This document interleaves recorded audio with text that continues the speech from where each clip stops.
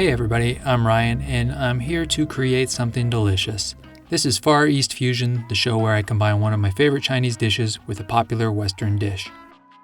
Today I'm making a calzone. This is my first attempt at a calzone.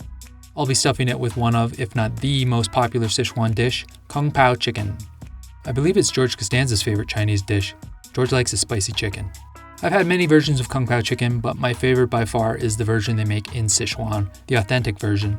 It's sweet, it's spicy, it always has peanuts in it, and it's probably different from the version you get in the West. I think it'll be great in a calzone. Kind of like one of those barbecue chicken pizzas, which I've always hated, but... As always, this is not a recipe, this is creativity. I've never made this dish before, so I can't guarantee that it'll turn out, but the reason I created this series isn't just because I wanted to make incredible food. It's also because I wanted to learn more about cooking, and the best way to learn is to fail. Hopefully that won't happen though. With all the confidence in the world, let's get started. I'll start with the pizza dough. A calzone uses just a normal pizza dough. We need 35 grams of active dry yeast. That seems like a lot. 2 teaspoons of sugar and 300 milliliters of warm water. A quick stir to dissolve the sugar, and I'll let it sit for about 10 minutes, which should get the yeast going. In a separate bowl, we'll combine 2 tablespoons of salt and 430 grams of flour. Our yeast is ready, so let's add a quarter cup of olive oil to it, mix it, and slowly combine it with the flour and salt. This recipe is from Mario Battaglia. I find his Italian food to be great. I've never made this pizza dough myself, or any pizza dough for that matter, but Sarah makes it all the time for us, so I've eaten it a bunch and it's always turned out great. You can find the link to the recipe in the description below. It feels a lot wetter than I thought it would, but we'll knead it on a well-floured surface and keep adding flour until it seems like it's the right consistency. Okay, a bit of oil in a bowl and the dough gets coated by it. I'm preheating the oven to just 80 degrees Celsius or 176 Fahrenheit. When it hits that temperature, I'll turn it off and then I'll put my dough in covered. That environment will help it rise faster. I'll leave it in there for 1 to 2 hours. We're looking for it to double in size. I should probably use a bigger bowl. I'll watch this one.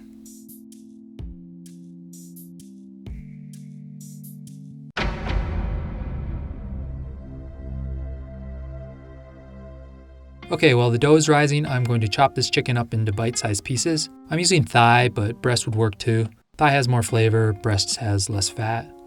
In Chinese cooking, cutting is very important. They have 63 different terms to describe types of cuts. While in the West, we probably wouldn't order 3 pork dishes, but in China they wouldn't find it tedious if the pork was cut differently in all the dishes. They call it gan in Chinese, which literally translates to mouthfeel, how the food feels in your mouth. For a dish like kung pao chicken, they want the 3 main ingredients, the chicken, the peanuts, and the green onions, to all be about the same size.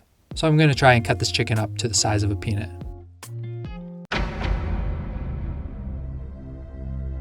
So I screwed up. Remember how I thought it seemed like we were using a lot of yeast? That seems like a lot. Well, I used like 3 times the amount I needed. I've got a huge rise on the dough in only like 30 minutes, but I'm going to have to trash it. It's too yeasty. I can smell it. Stupid dough. Mendoza! You know whose fault this is, other than mine? America's. Yeah, I'm blaming the entire country. The recipe called for 1 1/4 ounces of yeast. 1.25 ounces in grams is 35, which is how much I put in.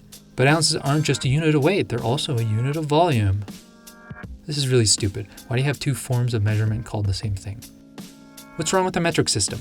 Someone took time to develop a much better system, and the whole world adopted it except for you.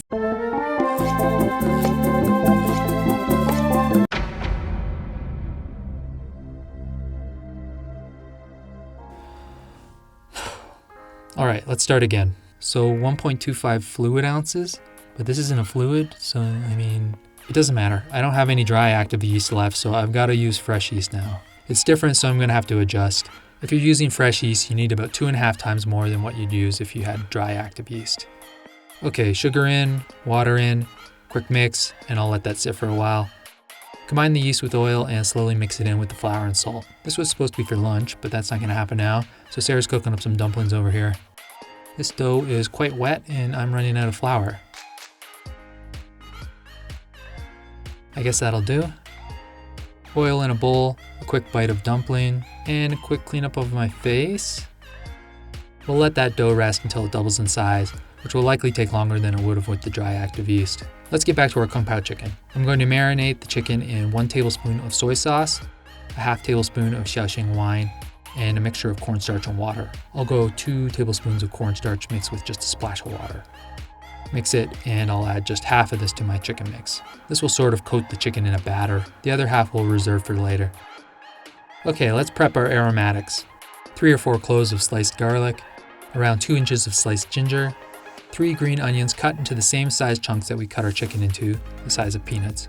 We especially want the white ends, which will hold together nicely, but I'll also include the green ends for their flavor.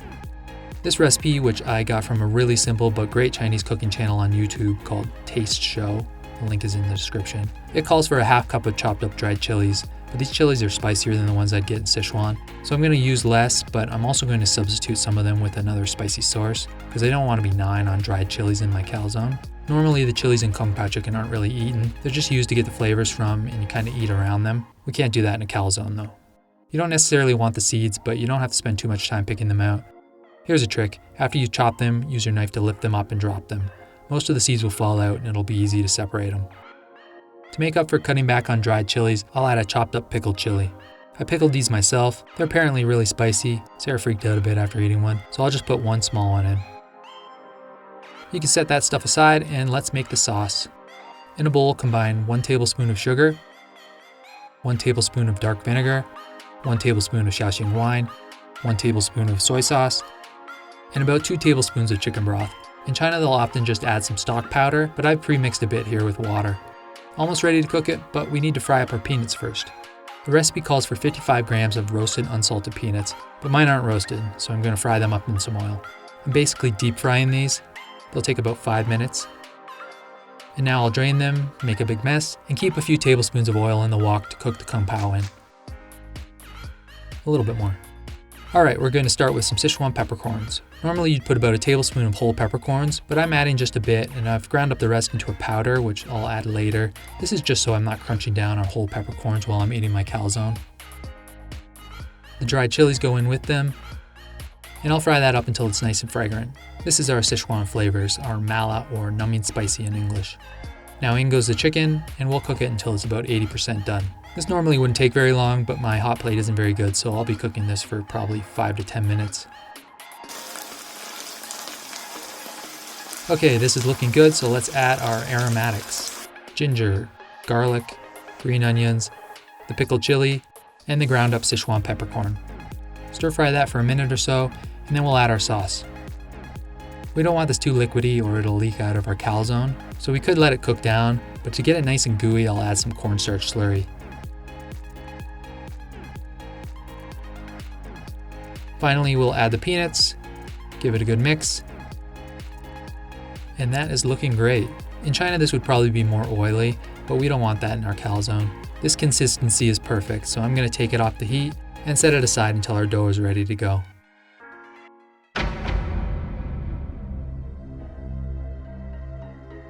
Our dough has doubled in size, and I cranked up the oven to full, 290 degrees Celsius, or I think around 500 Fahrenheit.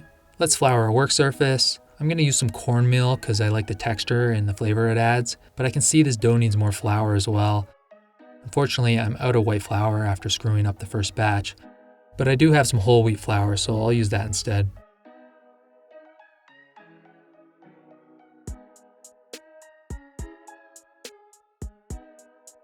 I'll divide it into 8 pieces, more flour, and I'll shape each piece into a ball or a blob, I guess.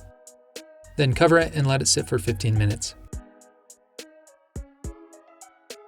This dough isn't great. I think it's too soft, but I'm going to make it work. One ball at a time, I'll stretch out the dough to make a pizza shape that's about 20 centimeters in diameter. Now I'll stack a nice serving of kung pao chicken on one half, keeping it about an inch away from the edge. Fold it over and pinch around the edges to seal it.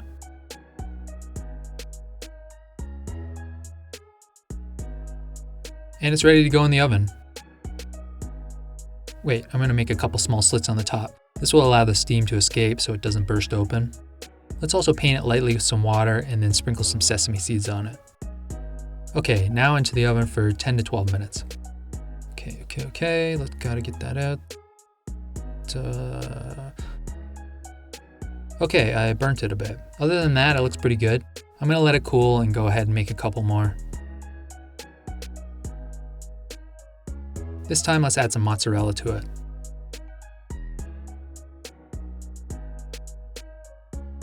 Here's a fun technique.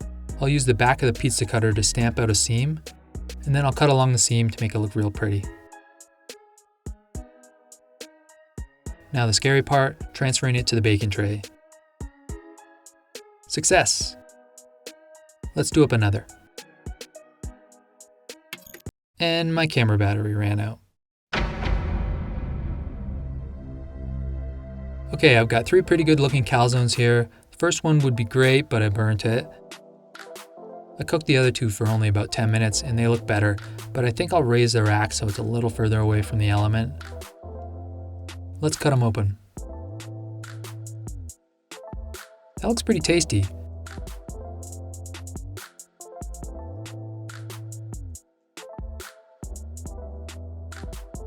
They all look pretty good. I'll take a bite.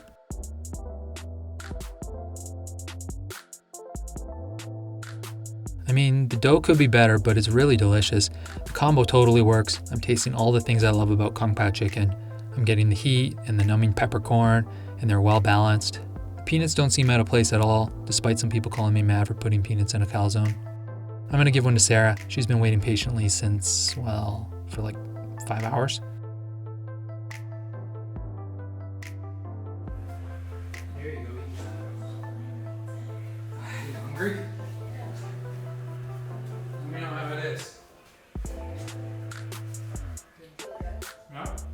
Obviously, a lot went wrong today. Mendoza! The imperial system is terrible. I have some websites and YouTube channels that I like to get recipes from. I usually avoid the ones that don't use the metric system, but I didn't this time and that cost me. I wasted a bunch of time and I used up all my flour, so that was the big mistake. The dough is also a bit salty, which is probably because the recipe called for kosher salt and I just used regular salt. Kosher salt is less salty, so I probably should have used about half of what it called for. But overall, I think this is a good combo. The execution wasn't great, but kung pao calzones will not die here tonight. Thanks for watching. Please do all that stuff I'm supposed to tell you to do, and I'm gonna go put my feet up. I'm tired. This took a lot out of me today. No more dough. Mo dough, mo problems.